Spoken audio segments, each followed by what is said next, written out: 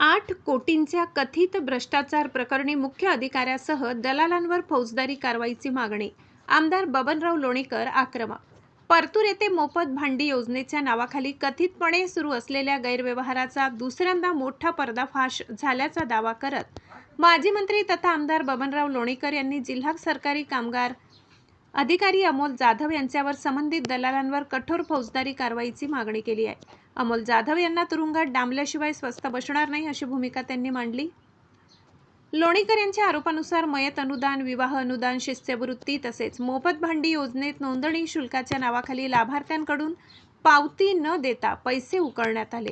दलालांच्या माध्यमातून योजना राबवून बोगस लाभार्थ्यांच्या नावावर कोट्यवधी रुपयांचा गैरव्यवहार झाल्याचा आरोपही त्यांनी केला. त्यांनी सांगितले की मुंबईतील अधिवेशनादरम्यान कामगार मंत्री आकाश कुंडकर यांची भेट घेऊन अमोल जाधव यांच्या बदलीची मागणी करण्यात आली होती. त्यानुसार त्यांनी रायगड येथे बदली झाली असली तरी एवढ्या गंभीर प्रकरणात केवळ बदली पुरेशी नसून निलंबन आणि फौजदारी गुन्हा दाखल करणे आवश्यक असल्याचे त्यांनी स्पष्ट केले. लोणीकर यांनी सरपंच परिषदेचे जिल्हाध्यक्ष शत्रुघ्न कणसे यांच्या तक्रारीचा हवाला देत दैठणा येथे बोगस लाभार्थ्यांच्या नावावर सुमारे 13 लाख रुपयांचा अपहार झाल्याचा आरोप केला. तसेच जिल्हाभरातील 340 बोगस लाभार्थ्यांच्या माध्यमातून मृत्यू सहाय्य, विवाह सहाय्य आणि शिष्यवृत्ती योजनांमध्ये तब्बल 8 कोटी 84 लाख रुपयांचा कथित गैरव्यवहार झाल्याचा दावा त्यांनी केला. लाभ वितरणानंतर संबंधित नावे अधिकृत पोर्टलवरून हटविण्यात आल्याचा संशयही त्यांनी व्यक्त केला.